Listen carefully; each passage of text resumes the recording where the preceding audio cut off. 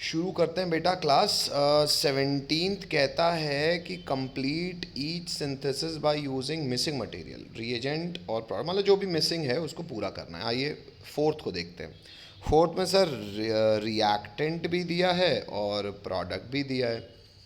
तो अब रिएजेंट सोचना है क्या होगा। तो भाई बेंजीन को ये बेंजोफिनोन में बदल रहा है बेटा। तो बेंजीन का अगर आप किस चीज़ से रिएक्शन कराएं कि वो कीटोन में बदल जाए सर, ये तो प्रिपरेशन की बात आएगी। तो बच्चों ज़रा प्रिपरेशन वाले उसमें जाओ और सोचो कि मान लो आपको बेंजीन का रिएक्शन कराना है और अच्छा एक ही स्टेप में करना है ना ये काम, देखते हैं। हाँ वैसे ऐसा लिखा नहीं है पर चलो सोचते हैं। तो बेंजीन के कीटोन के प्रिपरेशंस में बच्चों देखो ज़रा, कीटोन का प्रिपरेशन पहला क्या है, फ्रॉम। मैं जान के याद करने का पूरा तरीका बता रहा हूँ। पहला क्या है, from from acid to acid chlorine chloride. तो वहाँ से, क्लोराइड हाँ वहाँ से काम तो नहीं बनेगा। दूसरा फ्रॉम नाइट्राइल नाइट्राइल से भी काम नहीं बनेगा। तीसरा फ्रॉम फ्रॉम बेंजीन है फ्रॉम क्या बेटा। बेंजीन अच्छा क्या है और बेंजीन। सब्स्टिट्यूटेड हाँ कैसे बनाते हैं बेटा, उसमें कितने हिस्से हैं। Benzene plus acid chloride in presence of anhydrous HCl3 gives phenol. तो बेटा एसिड क्लोराइड का इस्तेमाल कर लो। Yes sir. कौन सा एसिड क्लोराइड का इस्तेमाल करोगी, अरे sir benzene containing acid use कर लेंगे, ये यूज़ कर लेंगे। और इन प्रेजेंस ऑफ हाँ A L sir. C L three anhydrous, तो बन गया प्रोडक्ट बेटा। क्योंकि तेरे को एक ही स्टेप में करना है तो अनहाइड्रस AlCl3 कॉमा करके लिख देने का बन जाएगा प्रोडक्ट। तो बेटा ये तो क्लास नोट्स याद करने वाली बात है। हालांकि चलो अच्छा है, पर बेटा मैं एक्चुअली इसीलिए कहता हूँ रीड करो रीड करो रीड करो, क्योंकि सच्चाई ये कि मैकेनिज्म काम नहीं आती बेटा, यही काम आते हैं और इसी से 18 सवाल निकल जाएंगे। हाँ मैं 25 के 25 की बात भी नहीं कर रहा हूँ। बोर्ड तो मान लो सूखा सूखा है, एक्सरसाइज ज़्यादा कर रहे हो बोर्ड कर रहे हो तो। और बोलो। सर और सिक्स्थ वाला इसी का ही। सिक्स्थ वाला, सिक्स्थ वाला देखते हैं। भाई एक अल्डिहाइड है एक एसिड है, कह रहा है NaCN के साथ रिएक्शन कराना है इन प्रेजेंस ऑफ एसिड। तो बच्चों अब NaCN के साथ रिएक्शन तो शायद आपने अल्डिहाइड का देखा ही है। हेलो, हाँ यस सर, सर हाँ। हमने HCN के साथ देखा है in presence of base. I H know it वो। हाँ HCN के साथ बेस क्यों रिपोर्ट करते हैं बच्चों, HCN के साथ बेस इसलिए रिपोर्ट करते हैं सर वो क्योंकि रिएक्शन को आगे करने के लिए ली चैप्लियस प्रिंसिपल। किस कौन क्या आगे होता है उससे, कौन सा रिएक्शन आगे बढ़ता है बेस के इस्तेमाल से, HCN का टूटना। क्योंकि HCN एक ऑर्गेनिक एसिड है तो वीक है, पूरा टूटता नहीं है। तो लेकिन बच्चों यहाँ पे ये क्यों नहीं किया इसने, सर यहाँ पे इसलिए नहीं किया इसने क्योंकि बेस यूज़ कर लेते तो एसिड बेस रिएक्ट कर जाते, इसीलिए इसने एक ऐसा सॉल्ट यूज़ कर लिया और मीडियम को एसिडिक कर दिया ताकि एसिड रिएक्ट ना करे।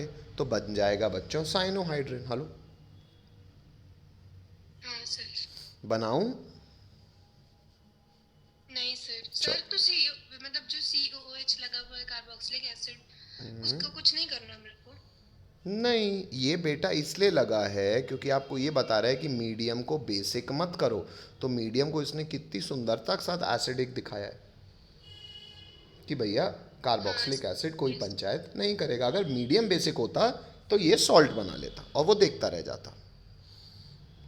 हाँ सर। चलो और बोलो।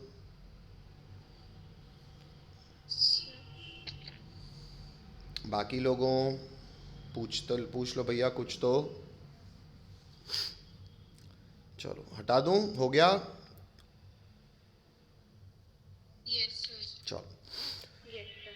ठीक है बेटा, 2 यस आ गए मेरे हिसाब से, बच्चे भी 4 ही हैं तो ठीक है बेटा। आगे बढ़ रहा हूँ मैं, यहाँ से हम नया लिखने की आप लोगों को कोई आवश्यकता नहीं है और जो भी एक्स्ट्रा चीज़ें हैं इस नोट्स में वो भी लिखने की आवश्यकता नहीं है। क्यों, देखो एक्स्ट्रा चीज़ें बच्चा खुद लिखता है, कैसे, जैसे जैसे प्रैक्टिस करता रहता है वो चीज़ों में क्लास नोट्स में, क्योंकि अपन ही बोलते हैं कि भैया क्लास नोट्स में इंपोर्ट करते जाओ, है ना। तो मैं जितना बोलूँ आपको उतना ही लिखना, और ऑब्वियसली ये रिकॉर्डिंग आपका साथ देती रहेगी तो आपको पता भी रहेगा क्या छोड़ना है ना। मैं फिर से कह रहा हूँ, बहुत प्रिसाइज रहने की ज़रूरत है बेटा, क्योंकि हमारा टारगेट 18 सवाल है। एक बार 18 हो जाएं तो फिर स्काई इज़ द लिमिट, लेकिन पहले 18 हो जाएं उसके बाद, है ना।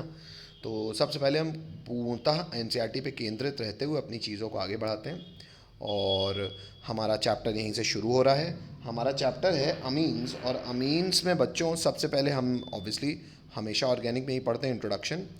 इंट्रोडक्शन में बच्चों यहाँ पे कैपिटल ए है क्लासिफिकेशन एंड आईयूपीएसी। अब अमीन्स मतलब क्या है सर? बेटा अमीन मतलब, या पॉइंट नंबर 1 है अमोनिया, है ना, अमोनिया और उसके डेरिवेटिव्स। जब NH3 है विच इज़ अमोनिया, और उसका एक एच हटा के R लगा दोगे तो हो जाएगा 1 डिग्री अमीन। कई लोग इसको अल्केन अमीन्स भी कहते हैं, क्यों? क्योंकि भाई सैचुरेटेड मान रहे हैं अगर, तो है ना। अगर नाइट्रोजन के पास कैपेसिटी है हाइड्रोजन हटा के R लगाने की, तो एक R और दूसरा कोई और भी लग सकता है, R डैश, सेम भी हो सकते हैं। पर अगर दो कार्बन से डायरेक्टली अटैच्ड है तो ये 2 डिग्री और ये 3 डिग्री। तो ये हो गया क्लासिफिकेशन ऑफ अमीन्स। आगे बढ़ रहा हूँ बच्चों, बाकी ऊपर की कोई पंचायत नहीं करनी अपने को, है ना, सीधा सूखा सूखा काम करा रहा हूँ मैं। नेक्स्ट, क्लासिफिकेशन ऑन आईयूपीएसी में आता है अराइल अमीन। अराइल अमीन मतलब बेंजीन से लगा हुआ NH2।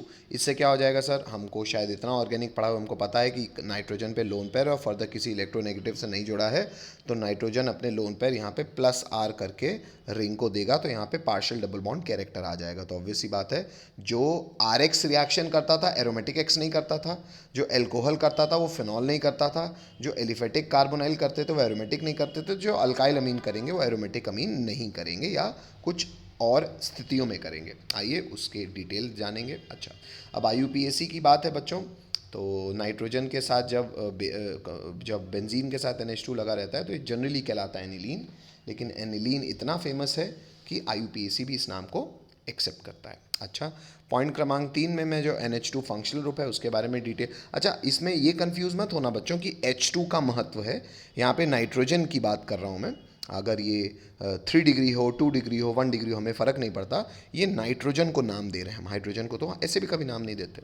तो ये जो नाइट्रोजन है जो कि 3 सिंगल बॉन्ड बना रहा है, ये नाइट्रोजन एक फंक्शनल ग्रुप है जिसका सफिक्स होता है अमीन, और जब भी ये लग जाता है तो इसका प्रीफिक्स होता है अमीनो, AMINO। कोई तकलीफ बच्चों? Next, No, sir.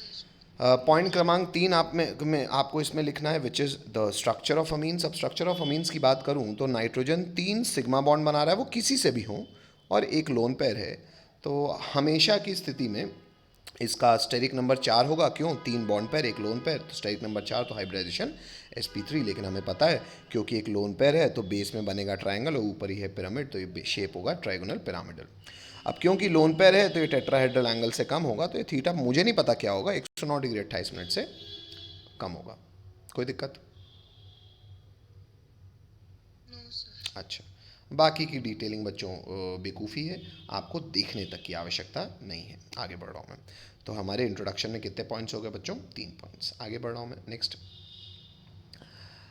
इस, सर जी जी बेटा। सर बस अभी ये बता देंगे अप्रोक्सीमेटली कितने पेजेस का चैप्टर, कितने पेजेस का चैप्टर है बेटा? Sir, PDF? क्योंकि कॉपी बदलनी पड़ेगी। तो बेटा कोई बात नहीं, जब तक आ रही है तब तक इसमें लिखना और बदल देना, वरना मेरे हिसाब से 25 पेज मैंने अभी भेजे हैं बेटा। ये 25 हैं, अब आपको ये लिखने में कितना समय लगता होगा, और इसके बाद मेरे हिसाब से 10 पन्ने और होंगे बेटा। मतलब आप अगर NCERT भी, क्योंकि NCERT तो कम से कम आपको क्लास नोट्स में ही रखनी चाहिए, है ना, तो बदल लो। तो 10 पन्ने 20 पन्ने नुकसान हो गए तो क्या होता है, कॉपी बदल लो। अगर एक चैप्टर एक ही कॉपी में रखना भी चाहिए तो बदल लो, इसमें क्या है। कॉपी को बाद में यूज़ कर लेना, कहीं नुकसान भी हो गया तो 20 पन्ने का कॉम्पनसेशन कर लेना बाद में। चलो आगे बढ़ रहे हैं। नेक्स्ट, अब बच्चों नेक्स्ट आता है अगला स्टामक। हम हमेशा ही इसे पढ़ते हैं सर, क्लासिफिकेशन आईयूपीएसी की बात करते हैं उसमें। अच्छा हाँ, अभी होमवर्क दूंगा मैं ऑब्वियसली NCERT के क्लासिफिकेशन आईयूपीएसी के, तो आप और ज़्यादा कंफर्टेबल हो जाएंगे उन चीज़ों के साथ, ठीक है। पर पहले मैं नोट्स कंप्लीट कर रहा हूँ, है ना। अगला स्टामक आता है बच्चों प्रिपरेशन। एक सेकंड रुक जाइए, कोई बच्चा है। चलो, सबसे पहले आते हैं बच्चों फिर अपन प्रिपरेशन ऑफ अमीन्स में। प्रिपरेशन ऑफ अमीन्स में पहला तरीका है by reduction of nitro compounds. Nitro मतलब जिसमें NO2 का ग्रुप लगा हो। इंग्लिश पढ़ा देता हूँ। इंग्लिश कहती है कि नाइट्रो ग्रुप जो होते हैं उनको रिड्यूस किया जा सकता है अमीन्स में। कैसे? हाइड्रोजन जोड़ के हाइड्रोजन गैस पास कर दो। अच्छा, हाइड्रोजन गैस नॉर्मली तो रिएक्ट करेगी नहीं, वो तो सर अल्कीन रिएक्टिव होता है, उस तक में नहीं करती अनसैचुरेशन में। तो यहाँ पे भी आपको कैटलिस्ट का इस्तेमाल करना पड़ेगा। यहाँ पे कैटलिस्ट होता है फाइनली डिवाइडेड निकल। शायद सरफेस केमिस्ट्री हम लोग पढ़ चुके हैं, सरफेस पढ़ चुके हैं ना हम लोग। Hello, no sir. अच्छा, सरफेस नहीं पढ़े तो भी ये हालांकि थ्योरेटिकल कंटेंट है, वो भी सरफेस केमिस्ट्री भी आएंगे तो 2 दिन में ख़त्म ही हो जाएगी, पर कॉमन सेंस उसमें बहुत कमी है।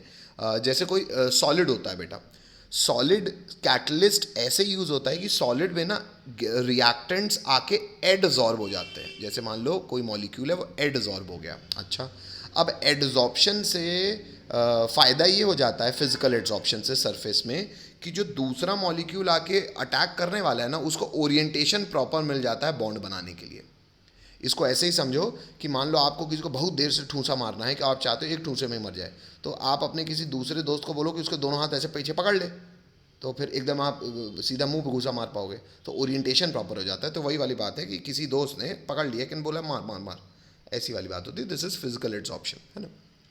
हालांकि दिस में भी केमिकल एड्सॉर्प्शन एज वेल, वो एड्सॉर्प्शन बात करेंगे तो एड्सॉर्ब हो जाता है, चिपक जाता है सरफेस में। तो this is the function of a solid catalyst. तो ये अच्छा, फाइनली डिवाइडेड क्यों करते हैं? क्योंकि फाइनली डिवाइडेड करके सरफेस एरिया बढ़ जाएगा। सरफेस एरिया कैसे बढ़ जाएगा? अरे यार, एक डब्बा है, इस डब्बे को ही तुम अगर बीच से काट दो तो सरफेस बढ़ गया ना। हेलो, ऐसे टुकड़े करते जाओ तो सरफेस बढ़ता जाता है। सरफेस बढ़ता जाएगा तो सरफेस में चिपकने की टेंडेंसी बढ़ती जाएगी। हेलो, हाँ सर। हाँ, तो ये बात होती है फाइनली डिवाइड करने की सॉलिड कैटलिस्ट को, मतलब चूरा बनाने की, क्योंकि सरफेस एरिया बढ़ जाए। क्या कौन होते हैं? निकल, पैलेडियम और platinum, and also reduction with metals in acidic medium. मतलब कहने का अर्थ है, ये तो हमको पता ही है कि नाइट्रो ग्रुप का कैटलिटिक हाइड्रोजनेशन करा दो या तो metal in presence of acid. अब मेटल के लिए मैं प्रिसाइज हो रहा हूँ, सारे मेटल नहीं यूज़ करना। SN और HCl और Fe और HCl। SN और HCl के बारे में शायद आप कार्बोनाइल कंपाउंड से जानते हैं। SnCl2 का जब इस्तेमाल करते थे तो SnCl2 स्टेबल है, वो SnCl4 में जाना नहीं चाहता। हालांकि थोड़ा बहुत जाता है, इसलिए थोड़ा बहुत हाइड्रोजन देता है, लेकिन यहाँ तो मुझे कंप्लीट सारा का सारा ऑक्सीजन हटा के H लगाना है। तो क्योंकि मेरे को कंप्लीट रिडक्शन कराना है तो मैं SN यूज़ कर लूँगा, क्योंकि SnCl2 में बहुत तेज़ी से जाएगा तो हाइड्रोजन बहुत ज़्यादा बनाएगा, तो कंप्लीट रिडक्शन करेगा, है ना। ब्रैकेट में लिखा हुआ है selective for NO2 only but not CHO। ये तो हमको पता भी है, हमने पीछे पढ़ा भी है। हालांकि ये कॉमन सेंस, ये जेई वाली बात हो गई, पर चलो इतना लिख लेना क्योंकि अल्डिहाइड कीटोन में इतना तो आपको पता है। दूसरा मेटल आप यूज़ कर सकते हो Fe और HCl, है ना। तो ये कुछ रिएजेंट्स हैं जिनकी मदद से आप NO2 को NH2 में बदल सकते हो। अब यहाँ पे लिखा है R या एरोमेटिक, इसमें हमेशा ध्यान दीजिएगा, बच्चे कंफ्यूज होते हैं। बेटा देखो, हर वो रिएक्शन जिसमें C बॉन्ड N को तो फ़र्क नहीं पड़ना ना बेटा। यहाँ पे तो N आगे जो O के साथ है वो H के साथ बन रहा है, तो क्योंकि इनको फ़र्क नहीं पड़ रहा है इस C बॉन्ड N को, तो वो एलिफेटिक हो या एरोमेटिक हो फ़र्क नहीं पड़ेगा। तो चाहे आप एलिफेटिक अमीन के साथ करो चाहे एरोमेटिक अमीन के साथ करो, आप दोनों बना सकते हो, कोई दिक्कत। No sir. हाँ, लेकिन क्योंकि NO2 है तो H लगेगा ही, तो बनेगा हमेशा 1 डिग्री ही, और कोई डिग्री नहीं बना सकते आप इस प्रोसेस से। आगे की कहानी क्या कहती है? आगे की कहानी थोड़ा सा, हालांकि जेई की बात है पर NCERT कहती है, तो मैं इसको जेई नहीं लिखा रहा, इसको पढ़ना है आपको। कहता है जो रिडक्शन आयरन के साथ है ना, आयरन प्लस HCl, उसको प्रिफर करते हैं हम। क्यों? क्योंकि जो लोहा है ना, HCl के साथ रिएक्शन करके जब हाइड्रोजन बनाता है तो जो सॉल्ट बनता है वो बनता है FeCl2, और जो FeCl2 है उससे आप वापस जो आपने HCl यूज़ किया है उसको रीगेन कर सकते हो। तो आपको केवल ये स्क्रैप आयरन खरीदने की बात रहेगी, फैक्ट्री में आपको HCl बार बार नहीं खरीदना पड़ेगा। कैसे? FeCl2 कहता है उसका, उसमें पानी डाल दो, उससे HCl आपको दोबारा मिल जाता है। Thus only a small amount of HCl is required to initiate the reaction. बाकी को तो आप पानी डाल डाल के HCl ऐसे बना लोगे। कैसे सर?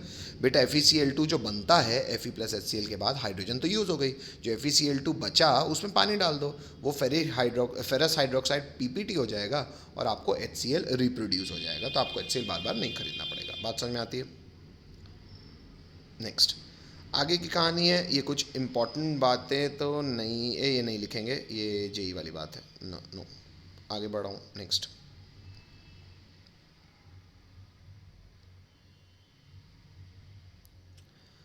हाँ बेटा, दूसरा तरीका है बच्चों अमीन्स बनाने का is ammonolysis of alkyl halide. अब अमोनोलिसिस बच्चों आप ऑलरेडी अल्काइल हैलाइड्स में पढ़ चुके हो, कैसे आइए दिखा दूँ। पॉइंट नंबर 1 कह रहा है कि वो प्रक्रिया जिससे C bond X bond of bond by ammonia molecule is cleaved, मतलब तोड़ा जाता है, इज नोन एज अमोनोलिसिस। एक बार इंग्लिश फिर से बता देता हूँ। The process of cleavage of, ये इसने एरो जरूर लगाया पर ऊपर ना लगा के नीचे लिख दिया उसने, इसलिए से चांदा ही मारा है, तो पढ़ देता हूँ मैं।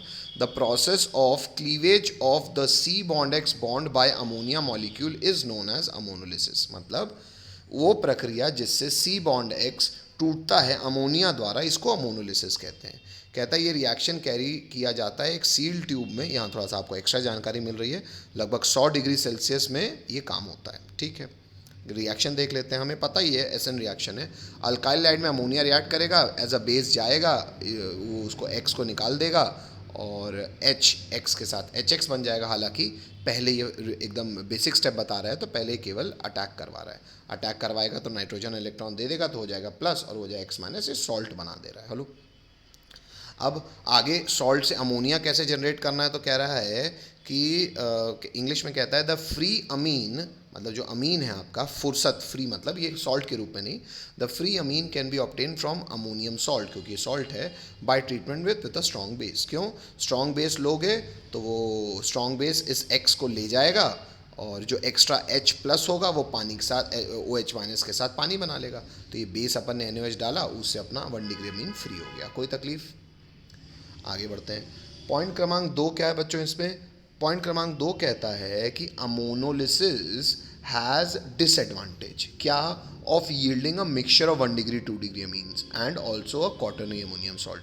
कहता है कि तुमने अमोनिया और RX ऊपर मैंने दिखा दिया आपको, लेकिन एक्चुअली बच्चों 1 डिग्री में रिएक्शन रुकेगा नहीं। क्यों? जैसे 1 डिग्री बन गया, मैं नहीं कहता बहुत ज़्यादा, लेकिन हाँ मेजर प्रोडक्ट यही होगा, लेकिन मेजर प्रोडक्ट में इसका प्रतिशत भी काफ़ी कम होगा। क्यों?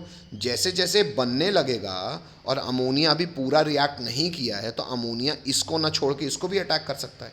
तो अगर अमोनिया फर्दर इसको अटैक कर, नहीं अमोनिया नहीं, RX यूज़ होगा ना बार बार, तो पूरा RX मान लो भाई, शुरू में तो RX ख़त्म होगा और ये बनेगा, लेकिन जैसे जैसे बनता जाएगा अमोनिया की इसको छोड़ो, RX की इसको भाई RX को तो नाइट्रोजन के लोन पेयर चाहिए, और लोन पेयर देने में ये ज़्यादा मजबूत हो जाएगा 1 डिग्री अमीन। तो जैसे शुरू में 1 डिग्री अमीन पहले कम था तो चलो मारेगा कम, लेकिन जैसे शुरू में 1 डिग्री अमीन मान लो 5-10% बन गया, तो 1 डिग्री अमीन तो ज़्यादा अच्छा बेस होगा अमोनिया से। क्यों?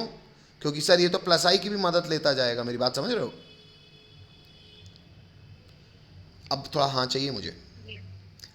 तो ये 1 डिग्री अमीन भी तो RX को मार सकता है। अगर RX को मारेगा तो एक और HX निकाल के देखो, यहाँ पे लिखा भी है मैंने, फर्दर रिएक्शन में देखो RX फिर यूज़ हो रहा है, फिर HX जा रहा है, तो 2 डिग्री बन सकता है। अभी भी जैसे ये बनता जाएगा और अच्छा बेस होता जाएगा, तो फिर HX निकल के 3 डिग्री बन सकता है। अभी भी नाइट्रोजन पे लोन पर मौजूद है, तो सॉल्ट भी बन सकता है। ये सॉल्ट कह रहा है quaternary ammonium salt, which is R3N plus X minus. अब नहीं हो सकता क्योंकि नाइट्रोजन के लोन पर चले गए, तो प्लस है, सॉल्ट बन गया। तो यहाँ की दिक्कत ये है कि यहाँ पे मिक्सचर ऑफ प्रोडक्ट्स आपको मिल सकते हैं। आगे बढ़ रहा हूँ। अब बच्चों तकलीफ होगी तो आप रोकोगे, मैं बहुत आसान सा चैप्टर है। क्यों? क्योंकि हम ऑर्गेनिक में बहुत एजुकेट हो चुके हैं, ठीक है। नेक्स्ट पॉइंट क्रमांक 3 में आता हूँ। तीसरा पॉइंट है the yield of 1 degree amine can be increase by taking excess of ammonia. वही, अब तुम 1 डिग्री कैसे बढ़ा सकते हो? तुम अमोनिया बढ़ा दो। अमोनिया अगर एक्सेस में ले लोगे तो अमोनिया के मारने की टेंडेंसी बढ़ जाएगी, तो मेजर प्रोडक्ट 1 डिग्री बन जाएगा। To encourage its collision with RX, वही वाली बात कह रहा है, and to discourage collision of RX with 1 degree and 2 degree means. क्यों? क्योंकि अमोनिया ज़्यादा हो गया। तो ये एक जानकारी हो गई। नेक्स्ट पॉइंट क्रमांक 4 क्या कह रहा है? चौथा कहता है कि ये जो मेथड है इसका आप इस्तेमाल नहीं कर सकते अराइल अमीन्स यानी कि एरोमेटिक बनाने के लिए। अभी तक मैंने पहले वाले में आपको बोल दिया कि वहाँ एलिफेटिक और एरोमेटिक को दोनों कर लो, मैंने कहा यहाँ आप नहीं कर सकते। क्यों? सबको पता है सर R बॉन्ड X टूटना है, एरोमेटिक बॉन्ड X तो नहीं टूटेगा। तो वही कह रहा है कि भाई AR बॉन्ड X तो नॉर्मल SN रिएक्शन नहीं दिखाता, तो हमको मालूम है, लेकिन क्या ये कभी नहीं करवा पाएंगे? कह रहा है करवा सकते हो। कैसे?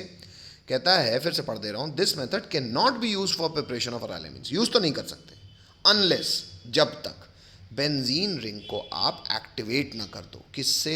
इलेक्ट्रॉन विड्रॉइंग ग्रुप से।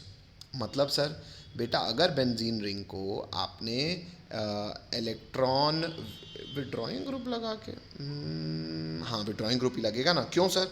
देखो बेटा बता रहा हूँ क्यों। भाई आपके पास एरोमेटिक एक्स है, अच्छा आप क्या चाहते हो कि एरोमेटिक एक्स में ये हटे और अमीन आ जाए। तो अगर आप चाहते हो ये अटैक करे, कौन? इसके लोन पेयर अटैक करें, तो ये लोन पेयर कब अटैक करेंगे? जब इलेक्ट्रॉन विड्रॉइंग ग्रुप लगा दोगे। क्यों? क्योंकि ये लोन पेयर को चाहिए पॉजिटिविटी, लेकिन सर ये माइनस और ये प्लस तो बहुत कम होगा। क्यों? क्योंकि इनका पार्शियल डबल बॉन्ड कैरेक्टर बहुत ज़्यादा है। भाई ये इलेक्ट्रॉन खींच रहा है माइनस आई इफेक्ट से, इसका माइनस आई तो सर एकदम लेड़ू है। क्यों? क्योंकि बहुत तेज़ी से इलेक्ट्रॉन दे रहा होगा। कैसे? प्लस आर से। तो एक्चुअली आपको ये डेल्टा पॉजिटिविटी बढ़ानी है। अगर आप डेल्टा पॉजिटिविटी बढ़ा दोगे तो भले जितना कठिनाई होगी लेकिन फिर भी आ जाएगा। डेल्टा पॉजिटिविटी यहाँ कैसे बढ़ेगी? ये तब बढ़ेगी जब आप यहाँ ऑर्थो या पैरा पोजीशन पे क्या लगा दो? Electron withdrawing group. वो भी कैसा? माइनस आर लगाने वाला। वो क्या करेगा? वो यहाँ इलेक्ट्रॉन विड्रॉ करेगा, तो इसका ऑर्थो पोजीशन यहाँ से विड्रॉ होगा, इसका पैरा पोजीशन यहाँ से, तो यहाँ पे पॉजिटिविटी का मैग्नीट्यूड बढ़ता जाएगा। मेरी बात समझ रहे हो? हेलो, ये हालांकि हमने अराइल हाइट चैप्टर में देखा भी है। हमने OH माइनस को भी अटैक करवाया था दाउस प्रोसेस से, और वहाँ पे टेम्परेचर प्रेशर हालांकि बहुत लगा था, पर हमने जब क्या यूज़ कर लिया था बच्चों? 2,4,6 ट्राई नाइट्रो सब्सटीट्यूशन वाला आदमी यूज़ कर लिया था, तो गर्म पानी तक में काम कर दिया था। हेलो, बेस तक की ज़रूरत नहीं पड़ती। याद आया? तो वही वाली बात है, क्योंकि ऑर्गेनिक में आगे बढ़ चुके हैं तो चीज़ें आपको शायद ये आसानी से ख़त्म होती जाएंगी। आगे बढ़ रहा हूँ मैं, नेक्स्ट। तो वही मैं इंग्लिश पढ़ देता हूँ आपके लिए पूरी। कहता है unless is activated by, activate क्यों? क्योंकि डेल्टा पॉजिटिविटी बढ़ रही है, तो भाई अमोनिया के लिए तो एक्टिवेशन ही है ना, है ना। At ortho and para position, electron withdrawing कहाँ लगाना चाहिए? ऑर्थो एंड पैरा में। एग्जाम्पल NO2 ग्रुप, मतलब इलेक्ट्रॉन विड्रॉइंग ग्रुप का एग्जाम्पल है NO2 ग्रुप। फुल स्टॉप के बाद कह रहा है since aromatic x is much less reactive than RX towards SN reaction. कह रहा है ये सब सिंस के बाद ये सिंस ही क्यों लिखा है कि भाई ऐसा क्यों करना पड़ रहा है? तो हमको, हालांकि हम इंग्लिश हिंदी बोल आपको हिंदी में समझा ही चुका हूँ। इंग्लिश कह रहा है कि वैसा इसलिए करना पड़ रहा है क्योंकि SN रिएक्शन के लिए एरोमेटिक एक्स बहुत ज़्यादा रिएक्टिव नहीं होता। आगे बढ़ रहा हूँ बच्चों, अभी भी कहानी खत्म नहीं हुआ मोनोलिसिस की। हालांकि अल्काइल हाइड का रिवीजन ही है कि कौन सा RX ज़्यादा रिएक्टिव है। RI क्यों? बॉन्ड लेंथ जितनी बड़ी बॉन्ड आसानी से टूट जाएगा। तकलीफ। एग्जाम्पल देख लो बच्चों। कुछ एग्जाम्पल में बोला जा रहा है कि अगर आपको इथेनोलिक अमोनिया का रिएक्शन कराना है C2H5OH के साथ, तो सर C2H5OH मतलब ये C2H5Cl मतलब 1 क्लोरो इथेन। अमोनिया के साथ रिएक्शन कराओगे सर 1 डिग्री अमीन बना देंगे। आपने कुछ नहीं बोला तो सर हम बार बार कराएंगे, तो एक बार और कराया तो 2 डिग्री, एक बार और कराया तो 3 डिग्री, एक बार और कराया तो अमोनियम सॉल्ट। तो ये तो हो गया। अब सर इतना बता दो, ये एक्चुअली NCERT का ही सवाल है, इथेनोलिक क्यों लिखा है? तो बोल रहा है कि it represents basic medium which shift equilibrium to amine. मतलब इथेनोलिक अगर बेसिक मीडियम क्रिएट कर रहा है तो इससे इक्विलिब्रियम आगे क्यों जाएगा? इससे इक्विलिब्रियम आगे इसलिए जाएगा बेटा क्योंकि हर बार जब अमोनिया से रिएक्शन होगा तो HCl क्रिएट होगा। हेलो, और HCl को अगर तुमने मीडियम में इथेनोलिक यानी कि बेसिक मीडियम रख दिया तो HCl उसको लेके निकलता जाएगा, तो ये रिएक्शन कहेगा कि अरे मेरा प्रोडक्ट निकल गया, तो इक्विलिब्रियम फॉरवर्ड शिफ्ट होता जाएगा। हालांकि आपसे कोई पूछेगा नहीं, लेकिन कई बार आपको ऐसा अमोनिया का रिएक्शन जब अल्काइल हाइड्स होता है तो लिख देता है अल्कोहलिक मीडियम, इथेनोलिक मीडियम। इथेनोलिक मतलब अल्कोहलिक मीडियम। अल्कोहलिक मीडियम क्यों? क्योंकि वो बेस की तरह बिहेव करेगा। किसके साथ? एसिड के साथ, ताकि ली चैटलर प्रिंसिपल रिएक्शन आगे ले जा पाए। आपसे कोई पूछेगा नहीं, बस बता रहा हूँ कि इथेनोलिक मीडियम होगा तो बोराना नहीं करना, आपको सेम काम है। हेलो हेलो, ठीक है। Yes, sir. एक और एग्जाम्पल यहाँ पे लिखा हुआ है बच्चों। ये एग्जाम्पल है कि आपको अमोनोलिसिस कराना, ऐसे इंग्लिश भी आनी चाहिए बच्चों, है ना। कई बार इंग्लिश लिख देते हैं, आपको रिएक्शन लिखना होता है। कहता है बेंजोइल क्लोराइड। अब याद रखो बेंजोइल क्लोराइड मतलब बेंजीन रिंग में लगा हुआ कार्बन का Cl, benzyl carbon, sorry benzoyl नहीं है, बेंजाइल कार्बन है। तो बेंजाइलिक कार्बन का रिएक्शन कराना है आपको अमोनिया के साथ। तो सर इसको एरोमेटिक मत मानना। क्यों? अरे यार ये तो sp3 हाइब्रिडाइज कार्बन है ना, हाँ, लेकिन मुझे ये पता है ये बैक साइड अटैक नहीं होगा सर। क्यों? यहाँ पे कार्बोकेटाइन को बनना अच्छा लगेगा तो SN1 से हो जाएगा। हालांकि ये भी आपसे कोई पूछेगा नहीं, पर लिखा है तो मैं आपको समझा दे रहा हूँ। क्यों? क्योंकि बेंजाइलिक कार्बन में मज़ा आ जाएगा तो SN1 से होगा और बन जाएगा 1-डिग्रेमीन। अगेन रुकेगा क्यों भाई? कुछ मेंशन, अच्छा नहीं, ये तो आगे इंग्लिश बोल रहा है, कह रहा है and reaction of amine so form with 2 moles. तो पूरा इंग्लिश बोल रहा है। ये NCERT के क्वेश्चन है बच्चों कि 2 मोल ऑफ CH3Cl के साथ, तो जो प्रोडक्ट बना उसको 2 मोल ऑफ CH3Cl, तो देख लो भैया 2 नाइट्रोजन में 2 हाइड्रोजन अभी और है, हाँ, तो 2 H हटा दो और HCl बन के निकल आएंगे और 2 ये बन जाएगा, तो आपका प्रोडक्ट है। कोई दिक्कत बच्चों? No, sir. चलो आगे बढ़ रहा हूँ बेटा, नेक्स्ट। आगे हम आ गए सी में, मतलब हमने अमीन्स के 2 प्रिपरेशन सीख चुके हैं, capital A, capital B। Capital C में आते हैं बच्चों। कैपिटल C है reduction of nitriles and amides. Nitriles क्या होता है? RC ट्रिपल बॉन्ड है, और अमाइड होता है RCONH2। नाइट्राइल्स का रिडक्शन आप इन तीनों में से किसी से भी करा सकते हो। NCERT ने लिस्ट किए तो ये रिड्यूस हो गई, ये ध्यान होने चाहिए भाई। पहला तो बड़ा फेमस है कैटालिटिक हाइड्रोजनेशन, दूसरा भी हमारे लिए बहुत फेमस ही है, लिथियम एल्यूमिनियम हाइड्राइड, काफ़ी स्ट्रॉन्ग रिड्यूसिंग एजेंट। ये कुछ नया है। सोडियम का अलॉय है मरकरी के साथ, ऑब्वियसली कहलाएगा सोडियम अमलगम, और शराब इथेनॉल की मौजूदगी में। तो ये क्या करते हैं? नेसेंट हाइड्रोजन देते हैं, HH जुड़ता जाएगा, 1-डिग्रेमीन बन जाएगा। अमाइड एक ऐसा कैटलिस्ट, ऐसा सबस्ट्रेट है बच्चों जो केवल LiLH4 के साथ रिएक्शन करेगा। अच्छा, कभी भी LiLH4 भले यहाँ पे लिखा है आपने, पर LiLH4 जब भी लिखें उस बाद फॉलोड बाय हाइड्रोलिसिस ज़रूर कराएं। क्यों? क्योंकि वो H- देता है। हाइड्रोलिसिस के बाद ही आप प्रोडक्ट रिपोर्ट कर सकते हैं, तो विच इज़ ऑल्सो 1-डिग्रेमीन। क्यों? यहाँ भी H जुड़ गया सर, यहीं तो H जोड़ना है, यहाँ तो जुड़ा ही हुआ। तकलीफ बच्चों?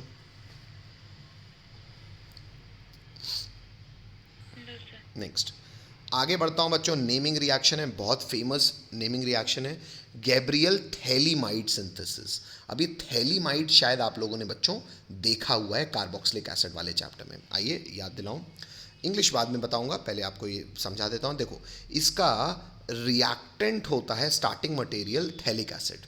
हालांकि थैलीमाइड स्टार्टिंग मटेरियल होता है, पर मैं आपको फिर से रिवाइज करा रहा हूँ थैलीमाइड बना के। थैलिक एसिड का अमोनिया के साथ रिएक्शन करेंगे सर, एसिड और अमोनिया का हमको पता है सॉल्ट बनाता है। हाँ, आप सॉल्ट ही रिपोर्ट करोगे, कार्बोक्सिलिक एसिड याद करो। अगर आपको अमाइड रिपोर्ट करना है तो फॉलोड बाय हीटिंग करना पड़ेगा। याद है कि भूल गए? याद है, sir. हाँ, तो देखो, पहले ये अमाइड, पहले हमने सॉल्ट बनाया, सॉल्ट का नाम लिख दिया इसने अमोनियम, ये थैलिक एसिड था तो थैलेट। फर्दर हीट किया है तो अब पानी जाएगा और अमाइड बन जाएगा। हमें पता है यहाँ पे रुकता नहीं है गाड़ी। क्यों? अगर हीट किए होगे तो अपने आप वो थोड़ी देर बाद भाई कहीं हीटिंग करोगे तो शुरू में बना, मोमबत्ती हटाई तो है नहीं, हीटिंग तो कंटिन्यूड है, तो टेम्परेचर राइज होगा तो स्ट्रॉन्ग हीटिंग हो जाएगी। अब फिर ये अमोनिया रही है, ये बच्चे ने फिर ये फ़ोटो गलत बनाई है, मैंने बनवाई थी आपको, है ना, C से जोड़ना है ना, तो NH दूसरे, इसका NH2, इसका H, अमोनिया रिलीज होगा, एक साइक्लिक रिंग बन जाएगी। This is known as phthalimide. याद आया? Yes, sir. अब बच्चों, गैब्रियल थैलीमाइड, एक्चुअली यहाँ थैलीमाइड से ही चालू होना चाहिए, लेकिन ये मैंने आपको रिवीजन करा दिया। आप अगर बोर्ड्स में कर रहे हो तो आप सीधा थैलीमाइड से स्टार्ट कर सकते हो। तो थैलीमाइड क्या है सर? थैलीमाइड ये रहा बेटा। अब थैलीमाइड का रिएक्ट क्या करना है सर? बेटा थैलीमाइड का रिएक्शन कराना है बेस के साथ। क्यों कर लेगा रिएक्शन सर? बेटा क्योंकि नाइट्रोजन इलेक्ट्रॉन विड्रॉइंग ग्रुप्स के साथ लगा हुआ है, स्ट्रॉन्ग -R लगाते हैं ये नाइट्रोजन को बहुत भूख लगी है इलेक्ट्रॉन्स की, ये हाइड्रोजन के इलेक्ट्रॉन खींचेगा, हाइड्रोजन को H+ के फॉर्म में रिलीज करेगा, पानी के साथ बेस के साथ OH- निकल के यहाँ पे -H2 लिखना चाहिए था इस बच्चे को, और यहाँ बन जाएगा सॉल्ट। सॉल्ट का नाम बता रहा हूँ मैं, which it is potassium phthalimide. अच्छा, थैलीमाइड का पोटेशियम सॉल्ट बन गया सर, इसका अचार डालें? बेटा इसका माइनस ना एक अच्छा न्यूक्लियोफाइल की तरह बिहेव करेगा। क्यों अच्छा न्यूक्लियोफाइल? इसलिए है सर ये क्योंकि नाइट्रोजन पे माइनस चार्ज है। अच्छा, ये ज़रूर मैं कह रहा हूँ, ये नाइट्रोजन का माइनस मरा नहीं जा रहा है देने के लिए। क्यों? क्योंकि ये -R यहाँ भी लग रहा है, यहाँ भी लग रहा है, लेकिन फिर भी न्यूक्लियोफाइल तो है। ये माइनस अब अटैक करेगा किस पे? RH पे। तो हमको फर्दर अटैक कराना है अल्काइल हैलाइड पे। लेकिन मैं प्रिसाइसली आपसे कह रहा हूँ, आपको RH कैसा यूज़ करना है, लीस्ट बल्कि। तो मैं यहाँ लिख भी रहा हूँ इस बात को रिप्रेजेंट करने के लिए, SN2 मैकेनिज्म से रिएक्शन होनी चाहिए। क्यों? क्योंकि वो बहुत इटसेल्फ बल्कि है। यहाँ पे आपको लीस्ट हिंडर्ड कार्बन चाहिए, वो आएगा, इसको हटाएगा। देखो X को हटाया, R से जुड़ गया, इसका नाम लिखा हुआ है, इसका नाम है एन अल्काइल थैलीमाइड। क्यों? क्योंकि थैलीमाइड में अल्काइल ग्रुप नाइट्रोजन पे जुड़ा है। इसका फिर हाइड्रोलिसिस करते हैं, लेकिन बेसिक मीडियम में। बेसिक मीडियम में अगर हाइड्रोलिसिस करोगे तो क्या होगा बेटा? बेसिक, भाई नेमिंग रिएक्शन है तो उसने जो किया आपको वही पता होना चाहिए। बेसिक मीडियम में अगर आप हाइड्रोलिसिस करोगे तो आपको क्या मिल जाएगा? Sir carbonyl group. हमें पता है, ये तो अमाइड का हाइड्रोलिसिस है, तो हमें कार्बोक्सिलिक एसिड वाले चैप्टर्स पता है सर। हर डेरिवेटिव को पानी पिलाओ तो भाप बन जाता है, तो हर डेरिवेटिव या कार्बोक्सिलिक एसिड का डेरिवेटिव है अमाइड, भले साइक्लिक अमाइड है। तो क्या हुआ? हाइड्रोलिसिस होगा तो सर ये डेल्टा पॉजिटिव, ये डेल्टा नेगेटिव, प्लस के पास पानी का OH माइनस साइन जाएगा, तो ये बन जाएगा कार्बोक्सिलिक एसिड, लेकिन मीडियम बेसिक है तो सॉल्ट रिपोर्ट करेंगे, और ये बन जाएगा RN है, उधर मिला इधर से मिला, ये माइनस था तो 2 बार H मिल गया। मतलब सर इससे प्रिसाइसली 1 डिग्री अमीन बनेगा। किससे? गैब्रियल थैलीमाइड सिंथेसिस से। हेलो, अच्छा, कई लोग कहेंगे सर कि वो कर दो, मीडियम एसिडिक कर दो। हालांकि चलो गैब्रियल थैलीमाइड का प्रक्रिया है, पर अगर मीडियम एसिडिक करते हो दिक्कत क्या है बेटा? एसिड के साथ ना ammonia as a base react कर जाएगा, तो तुमको 1 डिग्री अमीन नहीं मिलेगा, सॉल्ट बना देगा ये, है ना। तो हमको तो अमीन चाहिए था, तो हमने मीडियम बेसिक ही रखा कि बेस से ये बैर रखेगा तो दूर दूर रहेगा। एसिड रखते तो दोस्ती करके घुस जाता और सॉल्ट बना देता। तो हमको तो अमीन बनाना है, हमको सॉल्ट थोड़ी बनाना है, इसलिए मीडियम बेसिक रखा गया है। कोई तकलीफ? आगे बढ़ रहा हूँ। नेक्स्ट बच्चों, दूसरी बात गैब्रियल थैलीमाइड के लिए दूसरी बात कि aromatic primary means can not be prepared. अरे मैं तो SN2 करने के लिए कह रहा हूँ, मैं तो कह रहा हूँ अल्काइल भी बल्कि यूज़ ना करो, एरोमेटिक तो यूज़ कर ही नहीं सकते। क्यों? अरे सर न्यूक्लियोफाइल आएगा, R बॉन्ड X टूटेगा ही नहीं ना। हेलो, एरोमेटिक X और नहीं टूटेगा। तो वही इंग्लिश पता नहीं क्यों कह रहा है, पर ठीक है, बोर्ड्स के लिए अच्छी बात है कि aromatic primary means can not be prepared by this method because aryl halide do not undergo SN reaction. खत्म होती बात। आगे बढ़ते हैं। अगला, अरे बाप रे, और जरूरी, हॉफमैन ब्रोमोमाइड डिग्रेडेशन रिएक्शन। ये इतना जरूरी कि जेई तो एज इट इज रिएक्शन है पूछ लेता है, बोर्ड्स तो बेटा बहुत है पूछता है। क्या है ये? शायद आपने देखा हुआ है अल्काइल हाइड वाले चैप्टर में, NCERT के एक्सरसाइज में आ गया था, तो शायद मैंने लिखवाया होगा, नहीं तो आज सुन लो। जो हॉफमैन, हाँ, हॉफमैन ब्रोमामाइड डिग्रेडेशन रिएक्शन क्या है? ये मेथड है for preparation of primary amine से। याद रखिएगा, ये हमेशा प्राइमरी अमीन, ऊपर वाला भी प्राइमरी बना रहा है, ये भी प्राइमरी बना रहा है। कैसे? बाय ट्रीटिंग एन अमाइड, एक अमाइड का ट्रीटमेंट कराना है आपको विथ ब्रोमीन इन एक्वस और इथेनोलिक सोल्यूशन। एक्वस यूज कर लो या इथेनोलिक सोल्यूशन यूज कर लो। किसका? सोडियम हाइड्रोक्साइड का। अब क्या होगा सर? आइए देखो, बड़ा सुंदर सा रिएक्शन, बहुत ज़रूरी रिएक्शन है कि अल्काइल हो या अराइल हो, ये CO है और NH2 है, सबको अमाइड दिख रहा है। अमाइड का रिएक्शन में Br2 और NaOH के मिक्सचर के साथ करा रहा हूँ। हालांकि आपको इतना ही पता हो तो बोर्ड्स ठीक है, लेकिन फिर भी इतनी बात मेंस के लिए पता होनी चाहिए कि एक्चुअली बच्चों Br2 और NaOH आपस में, देखो कि आप P ब्लॉक भी पढ़े हुए हो, आपको पता है Br2 और NaOH आपस में रिएक्ट करके NaOBr बनाते हैं। हेलो, और ये NaOBr एक्चुअली इसके साथ अटैक करता है। ऐसी तैसी कराए मैकेनिज्म। होता क्या है? नाम सुनो, हॉफमैन ब्रोमामाइड डिग्रेडेशन। तो ब्रोमामाइड का इस्तेमाल करके डिग्रेड करना है, मतलब आपको CO कार्बोनाइल ग्रुप निकाल लेना है। आप ये CO कार्बोनाइल ग्रुप निकाल लेते हो तो जो R या एरोमेटिक रिंग होती है वो N के साथ जुड़ जाती है, यानी कि 1 डिग्री अमीन। लेकिन यहाँ पे 1 डिग्री एरोमेटिक भी बन सकता है, कोई दिक्कत? अच्छा, अब बाय प्रोडक्ट याद होने चाहिए बच्चों। सोडियम इस CO को निकाल के सॉल्ट बना लेता है Na2CO3, और NaBr बनता है इस ब्रोमीन साथ, और पानी बनता है। आपको इसकी स्टोइशियोमेट्री भी याद होनी चाहिए ताकि आप बैलेंस कर पाओ। बहुत ज़रूरी रिएक्शन है बच्चों।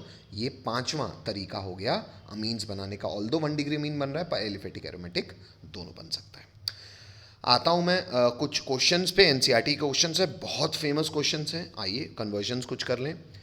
इथाइल क्लोराइड को मुझे इथाइल क्लोराइड मतलब 2 कार्बन के साथ Cl लगा है, उसको 3 कार्बन के साथ NH2 बदलना है। तो मतलब सर इसको बोलते हैं बच्चों ascent of series. Ascent of series मतलब एक कार्बन बढ़ाना। तो कार्बन बढ़ाने का सबसे बेस्ट तरीका क्या होता है बच्चों? CN लगाना। क्यों? हमने कार्बोक्सिलिक एसिड वाले चैप्टर में देखा है कि सर पहले तो आप अल्काइल हैलाइड है, ये तो हमने RX में पढ़ा है, KCN या NaCN का इस्तेमाल कर लो, एसेंड मैकेनिज्म से CN माइनस जाएगा और Cl हट के CN लग जाएगा, और CN को आप एक कार्बन की चेन बढ़ा दो। अच्छा, कार्बन की चेन बढ़ाना तो छोड़ो, नाइट्राइल से तो अभी भी हम 1 डिग्री अमीन बनाना सीखे हैं, और उस 1 डिग्री अमीन में एक कार्बन ऑलरेडी जुड़ जाएगा, ये C वाला कार्बन। तो अब आप इसका कंप्लीट रिडक्शन करा दो, सोडियम अमलगम और इथेनॉल या LiLH4 अपन ने पढ़ा ही हुआ है, बन गया, कोई दिक्कत।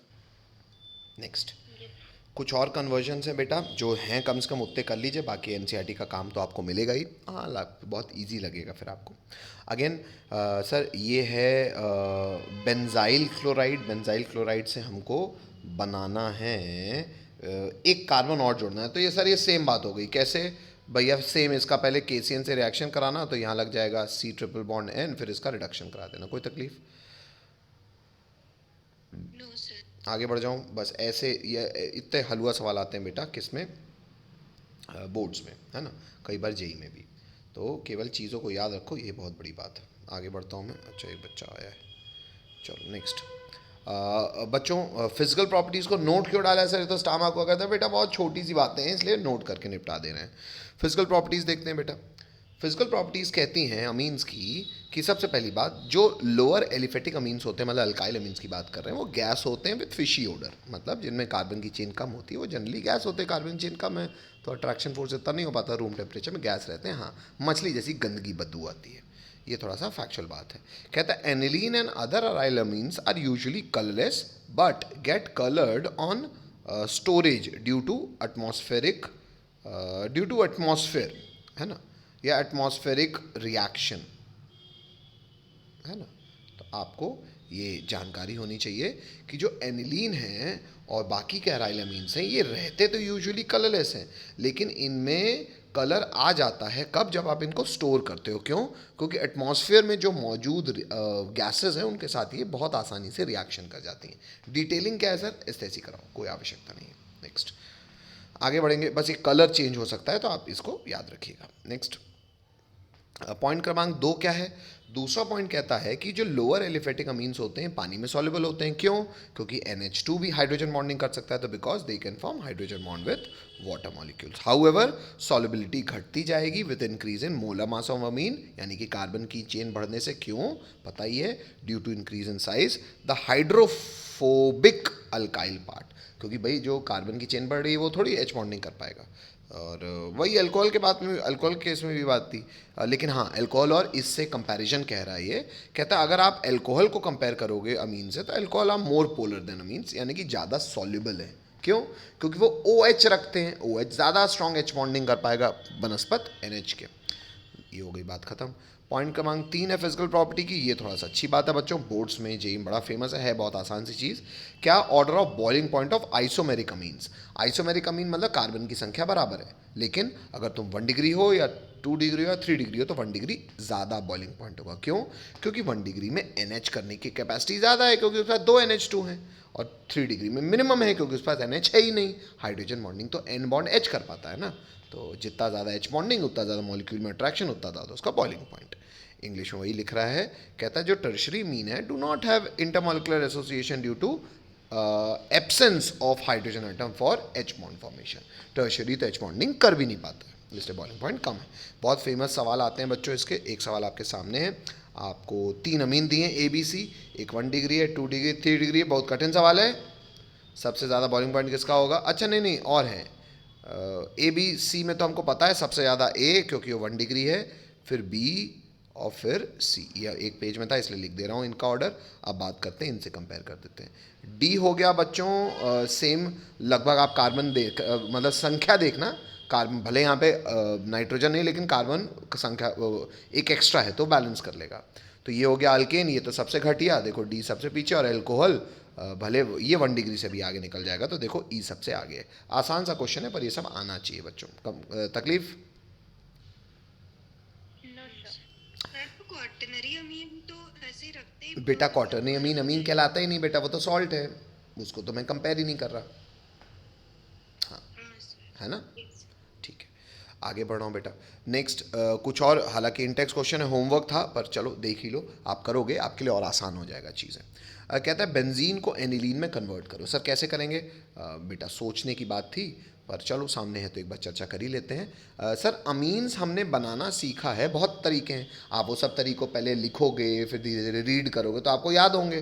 तो आप देखोगे कि इसको अगर बदलना है तो सर सबसे बेस्ट तरीका इसका नाइट्रेशन कर दो, तो इसमें NO2 ग्रुप रखा जाए, NO2 हमने सीखा ही सर, Fe और HCl के साथ हम एनिलीन बना देंगे। तकलीफ?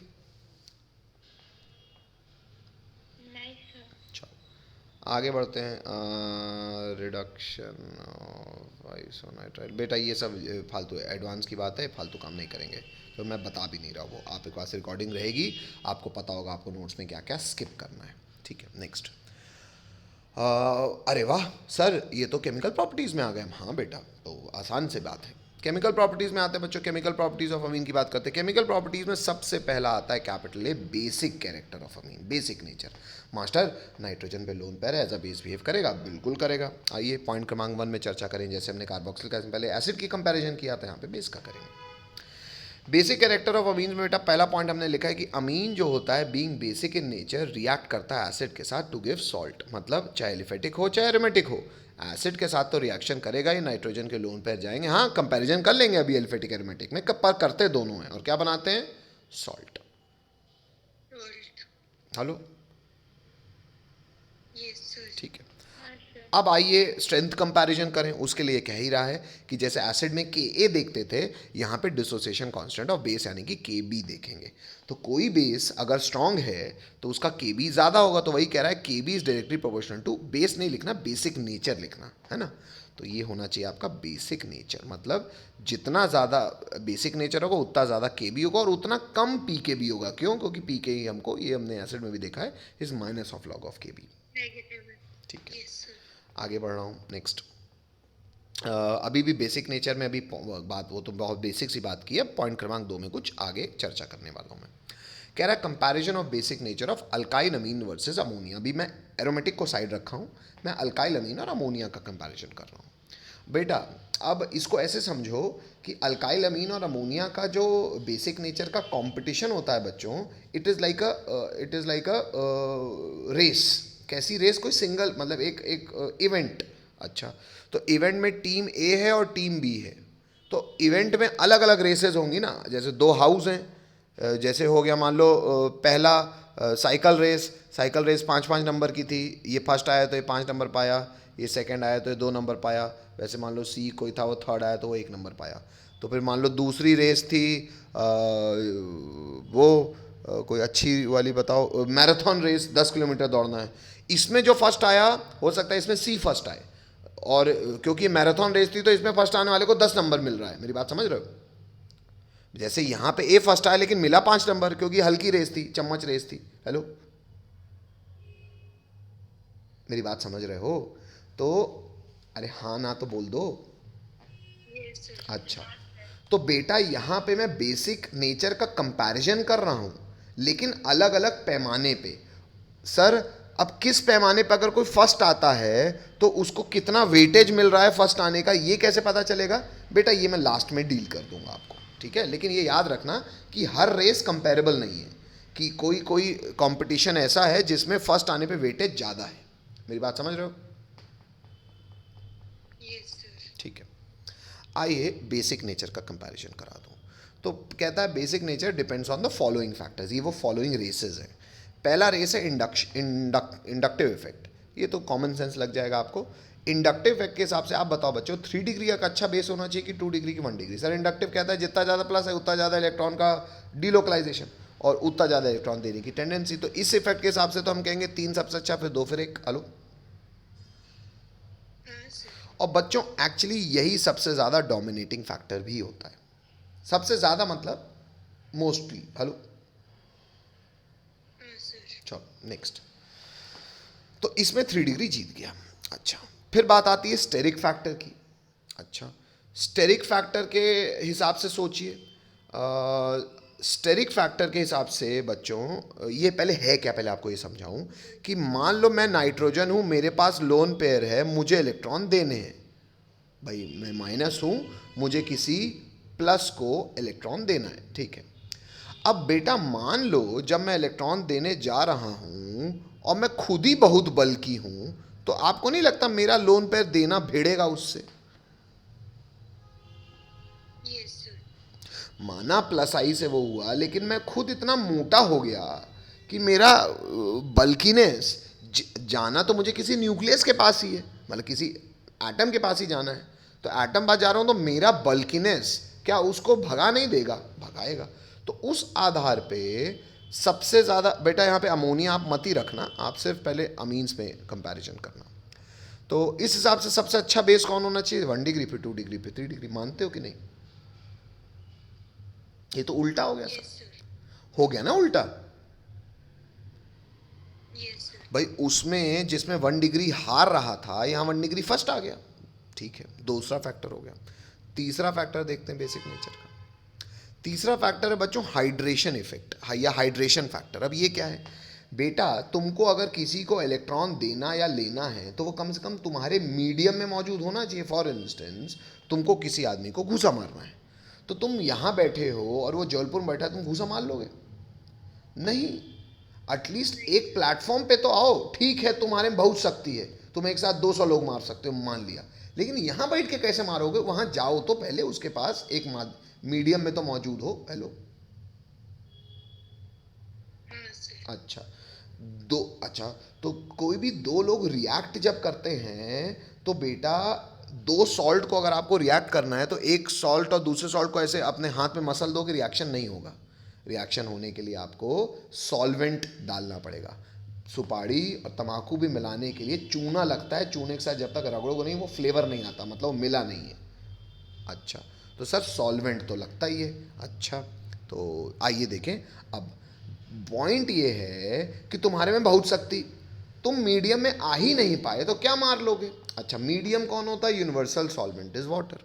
तो अब ये बताओ कि जो पानी के साथ अच्छा एच बॉन्डिंग करेगा वो पानी में जल्दी घुलेगा, और जो घुलेगा वही ना लेन देन कर पाएगा।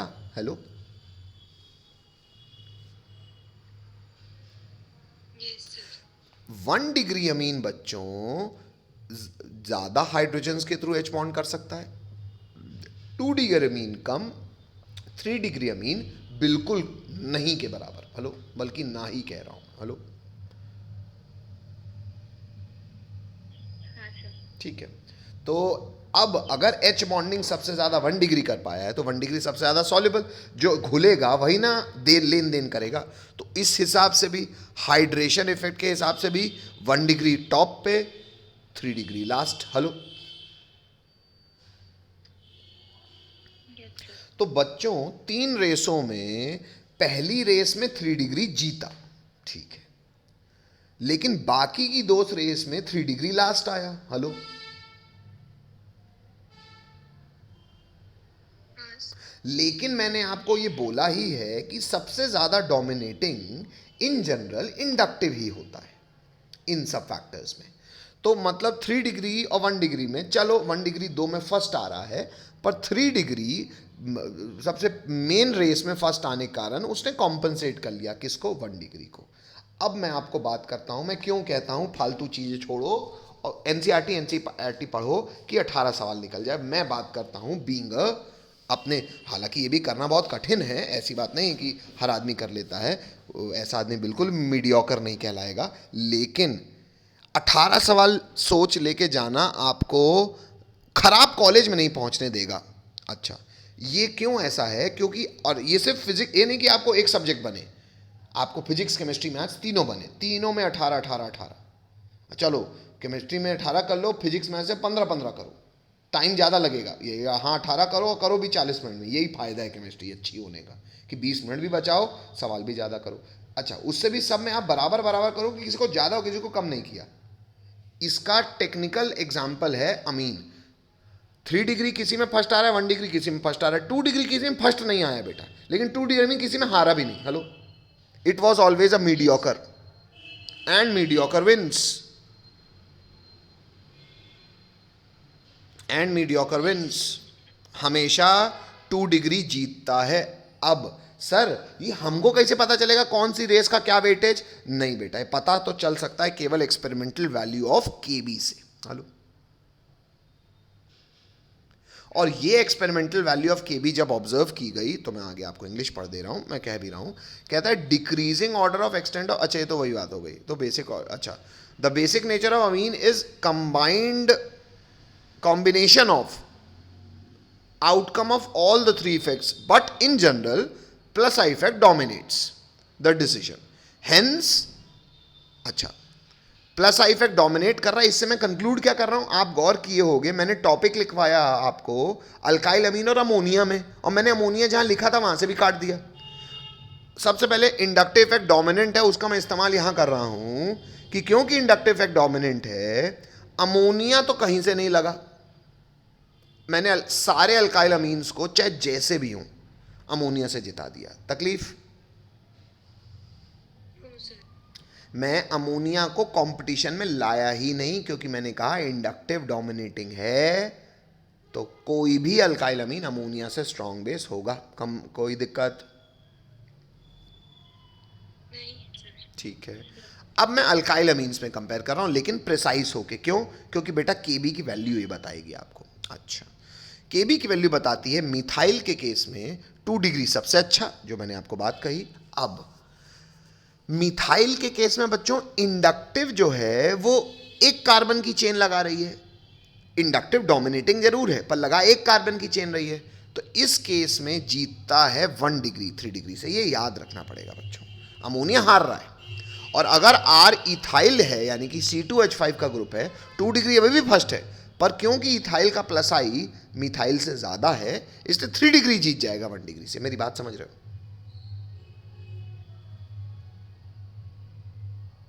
हालांकि ये बात मैंने केबी की वैल्यू से लिखी है, इसमें कोई कॉमन सेंस नहीं लग रहा, कॉमन सेंस उतना ही था जितना। हाँ सर, लेकिन हम तो बहुत भूलते हैं, बच्चे बहुत भूलते हैं बेटा, मिथाइल और इथाइल का ही केस पूछा जाता है चाहे कहीं भी, है ना। तो इसको मैं याद करा देता हूं कि 2 तो आगे है, तो 213 छोटा 231 बड़ा।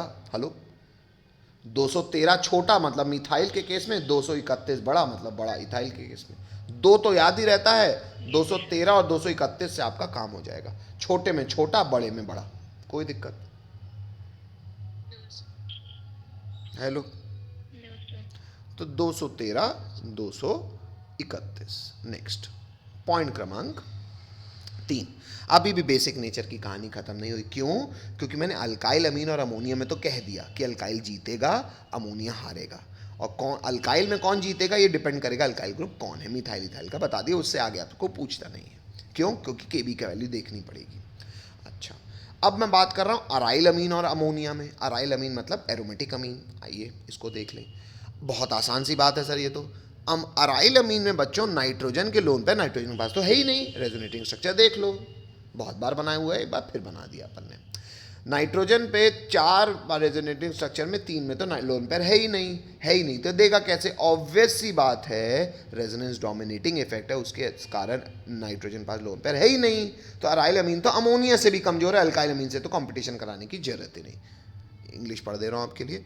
कहता है the NH2 group is attached directly to benzene ring, it results in the unshared electron pair on nitrogen atom, मतलब नाइट्रोजन पास अनशेयर्ड इलेक्ट्रॉन है ही नहीं। Nitrogen atom to be conjugated, to be in conjugation with benzene ring, and this making it less available for protonation. Protonation मतलब nitrogen को अगर किसी को अपना लोन पेयर देना होगा, कि किसको देगा, मान लो किसी प्लस को, तो बोला जाता है इसको प्रोटोनेशन, इस प्रक्रिया को बोला जाता है प्रोटोनेशन। तो किसी प्रोटॉन यानी कि एक्सप्रेस को इलेक्ट्रॉन दे ही नहीं पाएगा, क्यों? उस पास है ही नहीं। तो यही इसलिए कह रहा है hence aromatic amine is weak base than ammonia. तकलीफ?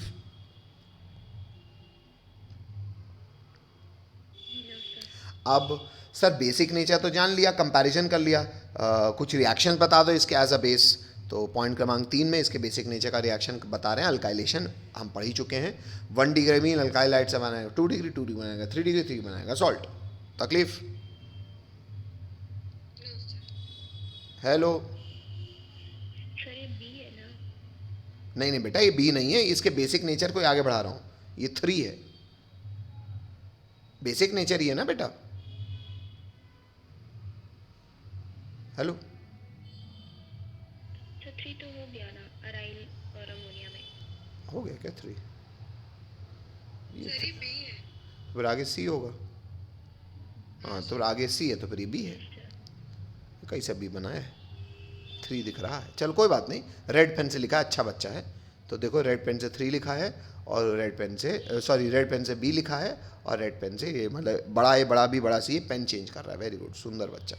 तो कैपिटल सी असाइलेशन।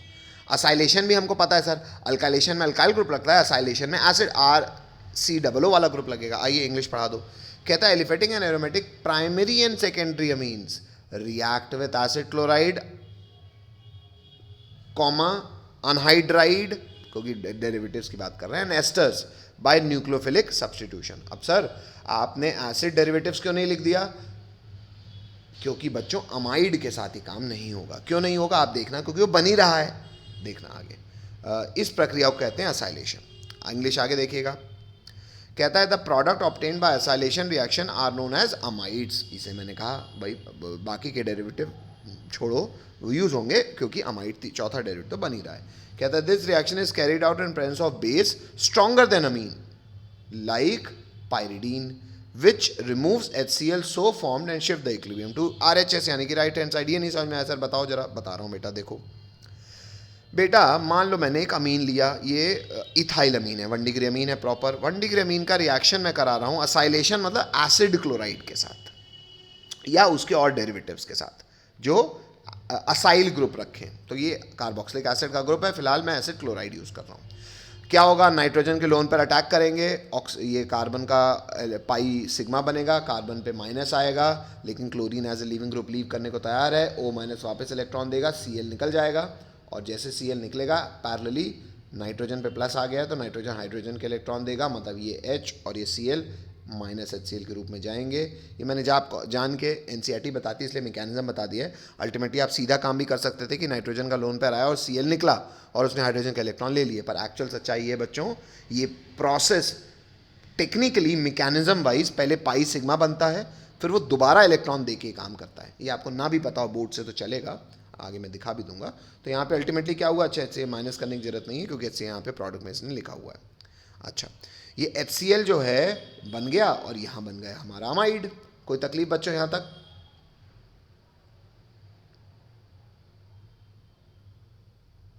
बोलना पड़ेगा, ठीक है। अब ये रिएक्शन को फॉरवर्ड शिफ्ट करने वाली क्या बात बोली जा रही है बेटा? ये जो HCl बना ना बाय प्रोडक्ट, ये हमने मीडियम में पायरिडीन इसलिए रखा जो कि एक स्ट्रॉन्गर बेस है, क्योंकि वो बेस इस एसिड के साथ सॉल्ट बना लेगा। इसे कह रहा है सॉल्ट बन के PPT हो जाएगा, एक रिएक्शन फॉरवर्ड शिफ्ट हो जाएगा। मेरी बात समझ में आ रही है?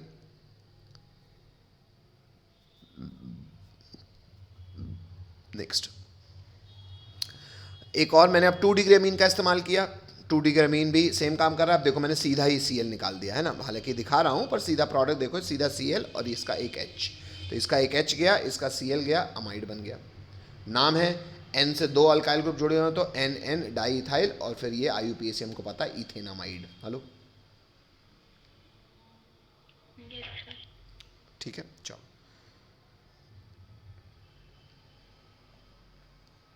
नेक्स्ट। सर आपने 1 डिग्री और 2 डिग्री क्यों बोला? शायद अब आपको दिख रहा होगा 3 डिग्री में H ही नहीं होगा ना, तो अमाइड बनने के लिए HCl निकलना पड़ेगा ना, तो इसलिए 3 डिग्री करता ही नहीं है। यहाँ पे हम एक और एरोमेटिक अमीन का इस्तेमाल कर रहे हैं, वो एरोमेटिक अमीन ये अच्छा सॉरी, यहाँ पे मैं अभी तक मैंने 1 डिग्री और 2 डिग्री अमीन इस्तेमाल किया, अब मैं एरोमेटिक अमीन भी इस्तेमाल कर रहा हूँ। मैं कह रहा हूँ एरोमेटिक अमीन भी ये रिएक्शन करेगा, नाइट्रोजन के लोन पर जाएंगे और बेस की मौजूदगी में आपको अमाइड, एरोमेटिक अमाइड भी मिल जाएगा। अच्छा ये थोड़ा सा अच्छा नाम है बच्चों, ये एसिटिक एसिड का अमाइड है और एनिलीन से बना हुआ है। ये बेंजीन में NH2 इज एनिलीन और एसिटिक एसिड का ग्रुप है CH3CO। तो इस कंपाउंड को हम जनरली कहते हैं एसिटानिलाइड। क्या कहते हैं? एनिलीन है इसलिए एनिलाइड, और एसिटिक एसिड का अमाइड है तो एसिटिक एसिड और एनिलीन का अमाइड इज एसिटानिलाइड। हेलो और यहाँ पे क्योंकि आप ये कार्बोक्सिलिक एसिड का अनहाइड्राइड यूज़ कर रहे हो, एसिटिक एसिड का अनहाइड्राइड यूज़ कर रहे हो, तो ये अब ये सब्स्टिट्यूटेड ग्रुप है, पहले Cl था अब ये निकलेगा, तो ये H के साथ CH3COH बनाएगा, ये एसिड भी बेस के साथ सॉल्ट बना लेगा। तो ऐसे रिएक्शंस में बेस की मौजूदगी इसलिए ज़रूरी है। अभी भी कहानी ख़त्म नहीं होती है, इसमें मैं आगे इंग्लिश कह रहा हूँ कि amines also react with benzoyl chloride, मतलब अमीन जो है वो बेंजोइल क्लोराइड के साथ भी ये रिएक्शन कर लेगा। क्यों?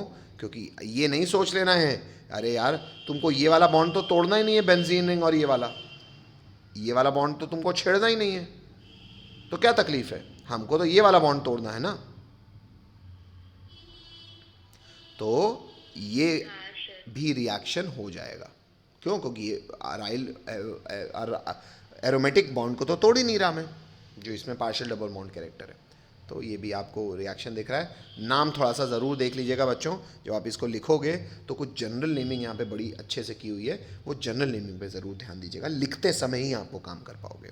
नेक्स्ट पॉइंट क्रमांक 3 है carboxylic acid and amine react to form salt. ये तो पता ही है, एक्चुअली ये इसलिए लिखवाया है बेटा कि लोग सोचते हैं कि चलो सर अमाइड बना रहे हो, ठीक है, असाइलेशन कर रहे हो सर, आपने हर एसिड डेरिवेटिव का इस्तेमाल कर लिया अमाइड बनाने में, एसिड का क्यों नहीं किया?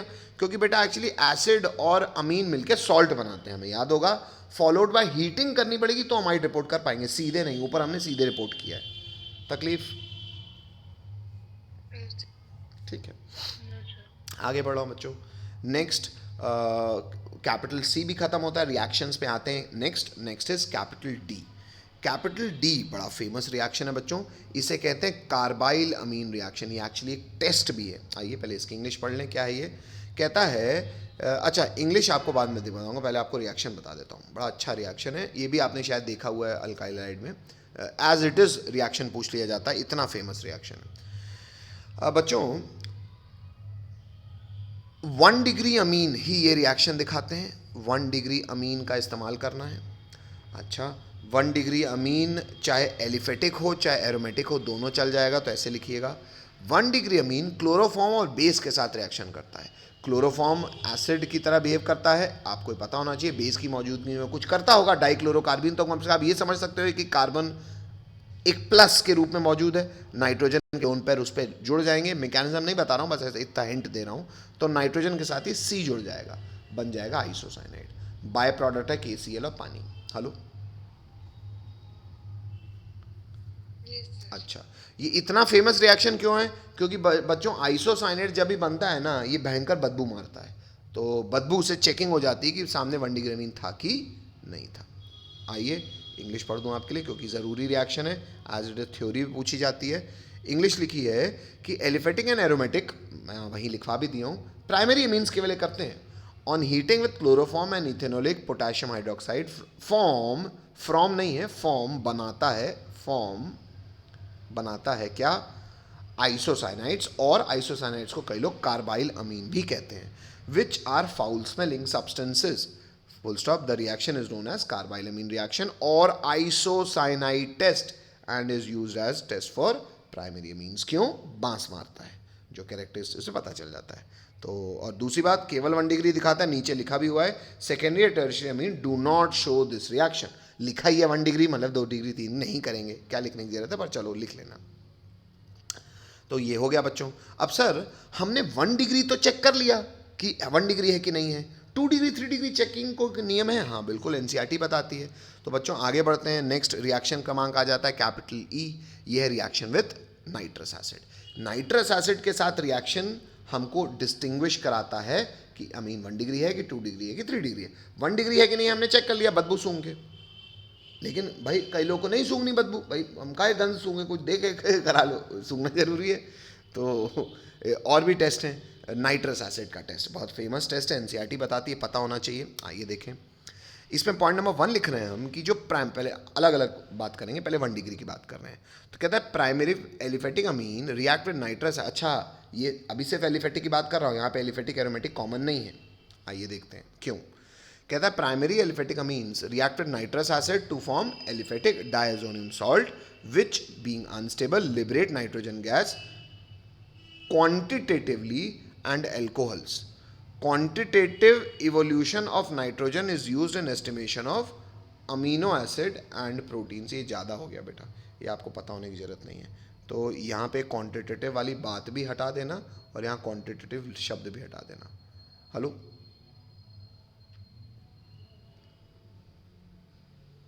Yes, sir. है ना। बस आपको liberate nitrogen gas, being unstable liberate nitrogen gas, ठीक है, इतनी बात बस लिखना है। कोई तकलीफ? आइए अब इस बात को समझा दूं तो तकलीफ और घट जाए आपकी। कहानी ये है बच्चों कि जो 1 डिग्री अमीन है, नाइट्रस एसिड, हमें शायद ये पिछले चैप्टरों से पता है, नाइट्रस एसिड की बोतल बाजार में नहीं बिकती। क्यों? अनस्टेबल होता है। रन टाइम में कैसे बनाते हैं? NaNO2 और HCl। ये शायद हमने देखा भी हो NaNO2 और HCl का काम। सर ये बना लेता है, हमने सैंडविच रिएक्शन पढ़ा हुआ है, ये बनाता है बेंजीन डायसोनियम क्लोराइड। ऐसे भी लिख सकते हो, ऐसे भी लिख सकते हो। हेलो, बेंजीन नहीं, अल्काइल की बात कर रहा हूँ, सॉरी, अल्काइल डायसोनियम क्लोराइड। हेलो, इसको ऐसे भी लिख सकते हो, ये हम ऑलरेडी सैंडविच में देख चुके हैं।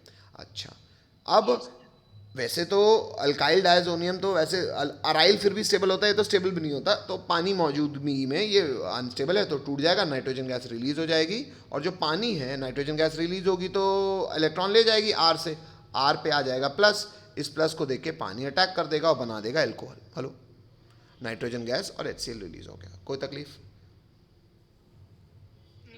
अच्छा, ये बन गया एल्कोहल। अच्छा सर, अगर 1 डिग्री अमीन था तो अल्कोहल भी कैसा बनेगा? 1 डिग्री। Hello, Yes. अच्छा, ये क्या है? अल्काइल डायसोनियम क्लोराइड, नाम भी लिखा हुआ है यहाँ पे, ये बात भी पूरी जानकारी दी हुई है फिर से कि ये जो है ये अनस्टेबल होता है, तो R प्लस बन जाएगा, ये कार्बोकटायन बनेगा। एक्चुअली ये बात भी ज़्यादा है बच्चों, तो ये J लिख देना, है ना, पर लिख लेना बच्चों, क्योंकि मेंस में बहुत फेमस है ये वाली बात। मैंने आपको बताया ना कि नाइट्रोजन निकलेगी तो R पे प्लस आएगा, क्योंकि तो अल्काइल ग्रुप है। हेलो, R पे प्लस आएगा मतलब SN1। अब इसके अटैक करने के पहले अगर कार्बोकटायन बना है तो कार्बोकटायन रीअरेंज कर सकता है, तो कभी भी ऐसा सवाल अल्काइल के साथ आए तो ये ये थोड़ा सा रीअरेंजमेंट वाली बात सोच लेना JEE के क्वेश्चन के लिए। बाकी बच्चों ये जो नहीं चाह रहे वो लिखेंगे भी नहीं, है ना, पर हाँ मेंस में ये फेमस है। आगे बढ़ रहा हूँ मैं। तकलीफ? No, sir. नेक्स्ट, नेक्स्ट बेटा। हाँ, तो वही वाली बात मैं फिर से लिखवा रहा हूँ कि ROH बन गया, आपको दोबारा लिखने की ज़रूरत नहीं, उतना काम हो जाएगा अपना। अब कुछ नोट डलवा रहा हूँ मैं। नोट क्या है? नोट पे क्वेश्चंस हैं, जैसे प्रोपेन 1 अमीन है, 3 कार्बन और अमीन है, NaNO2 HCl, मुझे पता ही है क्या, मुझे पता है सर कार्बोकटायन बनता है, तो बच्चों सोचो, ये हटा, यहाँ कार्बोकटायन बना, ये बना रहेगा क्या? नहीं सर, कार्बोकटायन रीअरेंज होकर यहाँ आ जाएगा। देखो दिखा भी रहा है बहुत सुंदरता के साथ, पर बच्चों ये नोट लिख लेना, पर JEE डाल देना, है ना, और जो चाहे वो ना भी लिखे, आपकी कहानी चल जाएगी बोर्ड्स में। पर ये हाइड्रोजन आएगा, प्लस इधर आएगा, और फिर यहाँ पानी अटैक करेगा और यहाँ OH बनेगा। कोई तकलीफ? No, sir. ठीक है। पॉइंट क्रमांक 2, पॉइंट क्रमांक 2 कहता है बच्चों, aromatic amines react with nitrous acid at low temperature, ये हमें पता है, 0 से 5, टू फॉर्म डायसोनियम सॉल्ट।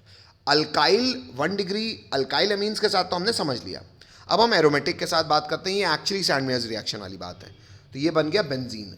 अब बेंजीन डायसोनियम सॉल्ट जो है ना बच्चों, थोड़ा सा स्टेबल है, अल्काइल जितना लेड़ू नहीं है। क्यों? क्योंकि ये पार्शियल डबल बॉन्ड कैरेक्टर रखेगा, तो इसलिए थोड़ा बहुत साध के रखेगा, लेकिन कब साध पाएगा? 0 से 5 डिग्री में। Hello, Yes, sir. लेकिन हमने फिनॉल के चैप्टर, अल्कोहल चैप्टर में देखा हुआ है, पानी डाल दोगे, नॉर्मल पानी में डाल दो तो 0 से 5 डिग्री तो खत्म ही हो गया, और फिर बन जाएगा फिनॉल। पता है सबको ये? Sir. पर यहाँ के इस केस में कोई कार्बोकटायन नहीं बनता, तो हेंस नो रीअरेंजमेंट पॉसिबल। आगे बढ़ रहा है, इंग्लिश में कह रहा है secondary and tertiary amine react with nitrous acid in different manner. क्यों? क्योंकि बेटा NCERT आगे रिपोर्ट नहीं करती। NCERT हालांकि JEE रिपोर्ट करता है, पर वो भी मैं नहीं लिखवाता हूँ। क्यों? क्योंकि मेंस तक आपसे कोई नहीं पूछता। अच्छा, लेकिन आपको इतनी जानकारी होनी चाहिए कि 2 डिग्री अमीन और 3 डिग्री अमीन के साथ कलर दिख जाते हैं बेटा। 2 डिग्री और 3 डिग्री अमीन के साथ कलर्स दिख जाते हैं, जो बता देते हैं कि ये 2 डिग्री है, ये 3 डिग्री है। तो सर हम क्या 1 degree 2 degree 3 degree board level पे पता ही नहीं रख पाएंगे क्या? नहीं, शायद इसलिए NCERT बताती भी नहीं है, केवल ये लिख देती है कि वो अलग रिएक्ट करते हैं। कैसे? एसएसजी कराएं। तो सर हम कैसे करेंगे बेटा? अगला है reaction with aryl sulfonyl chloride. क्या है?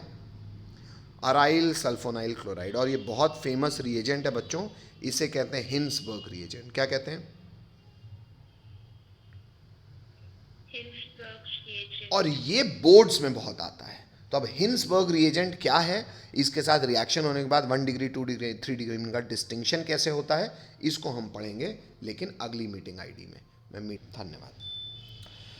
आगे बढ़ते हैं बच्चों। रिएक्शन क्रमांक अगला कैपिटल एफ क्या है? हिंसबर्ग टेस्ट भी लोग इसको कहते हैं। क्या होता है आइए देखते हैं। इंग्लिश कह रही है कि बेंजीन सल्फोनाइल क्लोराइड कैसा दिखता है। देखो बेंजीन बनाया C6H5, क्यों? क्योंकि एक फ्री वैलेंसी है। अच्छा, S डबल बॉन्ड हो यानी कि SO2 का ग्रुप है और एक बॉन्ड से जुड़ा हुआ है Cl, तो this is benzene sulphonyl chloride. Formula हो गया C6H5SO2Cl, which is also known as Hinsberg reagent. इसका इस्तेमाल होता है to distinguish between 1 degree 2 degree 3 degree amines. और ये आपको एनसीईआरटी बताती है, इसमें ये नहीं कहेगी 2 डिग्री 3 डिग्री में अलग रिएक्ट करेंगे, आपको ये पता होना चाहिए काम कैसे है। चलिए आइए देखें नेक्स्ट। अब बच्चों अगर मान लीजिए मेरे पास प्राइमरी अमीन है 1 डिग्री, देखो पहले फर्स्ट में प्राइमरी अमीन्स की बात कर रहा है, तो हिंसबर्ग रिएजेंट का इस्तेमाल किया और 1 डिग्री अमीन आपको दिख रहा है। 1 डिग्री अमीन का अगर हिंसबर्ग रिएजेंट से रिएक्शन करोगे तो एक चीज़ तो बहुत सीधी सी है सर। क्या सीधी सी बात यह है जो अपन ने अभी तक देखा हुआ है सर, जब कार्बन था उस पर अटैक हो गया तो यहाँ पे भी नाइट्रोजन लोन पर जाएगा, अटैक करेगा, Cl निकलेगा in form of Cl minus. और 1 डिग्री अमीन के पास तो 2 H हैं, वो किसी भी एक H का इलेक्ट्रॉन ले लेगा और H प्लस रिलीज कर देगा। तो इसका H प्लस और ये Cl माइनस मिलके बना लेंगे HCl, नीचे दिख रहा है। और बाकी प्रोडक्ट बड़ी आसानी से आप सोच सकते हो। आइए मैं आपको सोचते हुए मदद भी कर दूं। ये देखो भाई बेंजीन, भाई S double O, 2S 2O, साथ में जुड़ कौन गया? N, लेकिन एक H हटा के तो जुड़ गया NH और जो भी अल्काइल ग्रुप लगा है। अल्काइल ग्रुप भी हो सकता था, मुझे फर्क नहीं पड़ता, मैं लिख देता N अल्काइल बेंजीन। अब ये सल्फोनिक एसिड का अमाइड बना बच्चों, तो ये कहलाता है सल्फोनामाइड। हेलो बोलना पड़ेगा,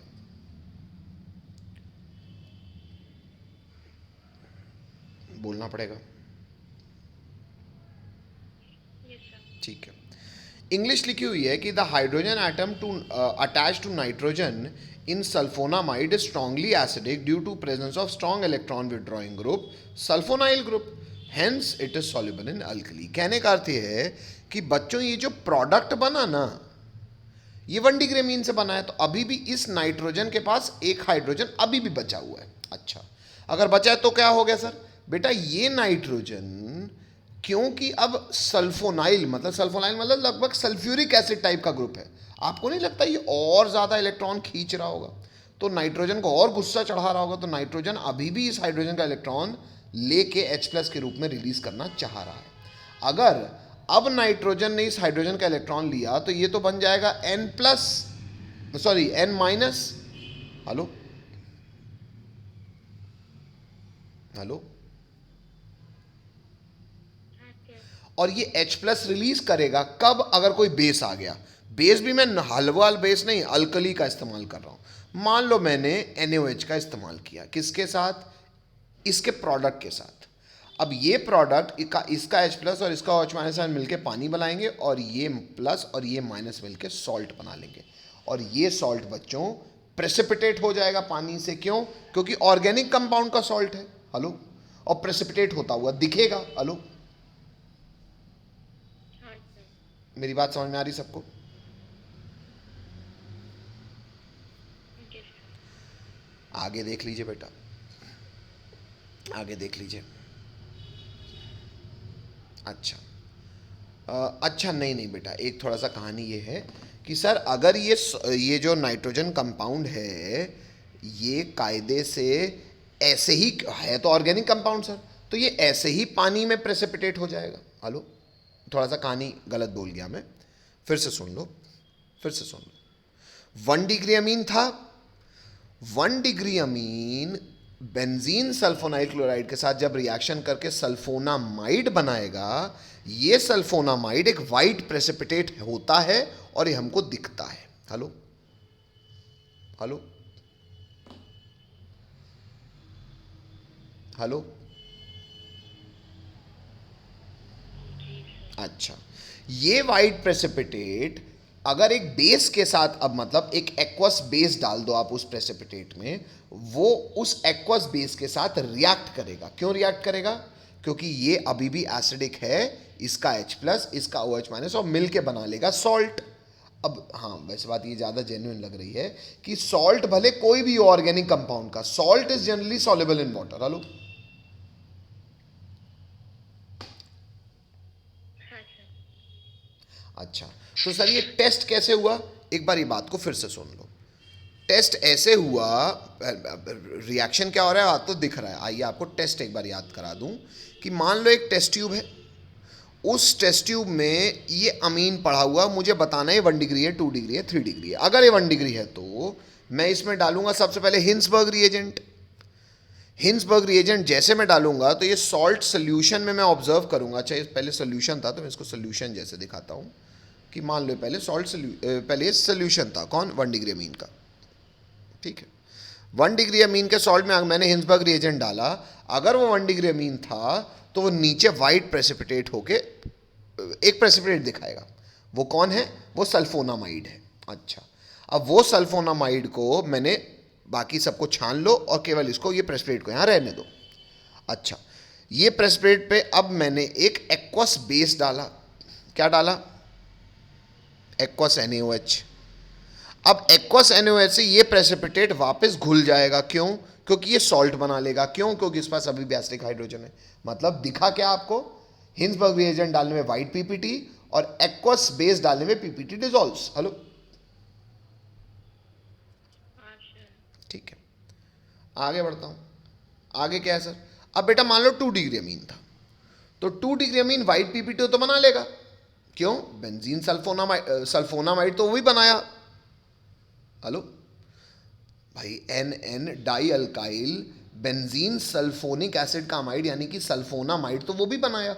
वाइट पीपीटी तो वो भी हो गया, लेकिन अब उसके पास H नहीं है तो बेस डाल के पीपीटी घुलेगा नहीं। वही दिखा रहा है कि ये तो बनाया, लेकिन NaOH डाल के घुला नहीं, कट्टस मार दिया। मेरी बात समझे? Yes sir. इंग्लिश पढ़ देता हूं। कहता है NN di ethyl benzene sulphonamide does not contain any hydrogen atom attached to nitrogen atom, it is not acidic and hence insoluble in alkali. तो वो पीपीटी अभी भी बना रहेगा। तो मतलब 2 डिग्री हो गया। और 3 डिग्री का सोचो, 3 डिग्री सर एक भी H नहीं था, वो तो पीपीटी नहीं बनाएगा। वही सीधे लिखा हुआ है इसने, क्योंकि रिएक्शन की जरूरत करेगा नहीं। कहता 3 demean do not react with benzene sulphonyl chloride, मतलब वो हिंसबर्ग रिएजेंट साथ कुछ नहीं करता। हेलो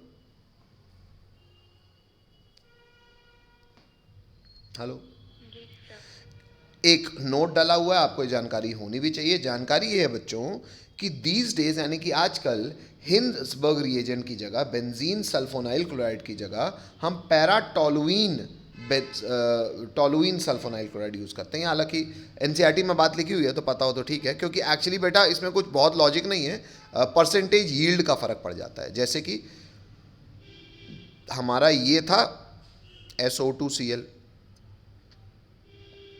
इसके पैरा में CH3 लगा दो बस। Hello hello, so this is आजकल हिंसबर्ग रिएजेंट के अंदर इसका इस्तेमाल होता है। क्यों? क्योंकि वाइट प्रेसिपिटेट और क्रिस्टल, मतलब परसेंटेज यील्ड का फ़र्क है, रिएक्शन और इजी दिखने का फ़र्क है ना। और कोई बहुत लॉजिकल बात नहीं है, एनसीईआरटी ने जानकारी दी हुई है तो मैं भी नोट करके लिखवा दिया हूँ। नेक्स्ट आगे बढ़ रहा हूँ बच्चों। अल्कीन्स के अगले रिएक्शन में आ रहा हूँ, और अगला रिएक्शन है हमारा इलेक्ट्रोफिलिक सब्स्टिट्यूशन। ये बहुत ईजी है। क्यों sir? Benzene ring electron rich होती है।